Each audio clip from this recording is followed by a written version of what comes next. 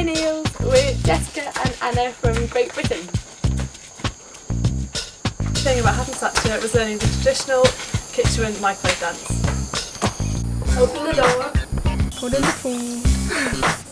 Close the door. Put in the time. Turn around. Take out the food. Eat the food.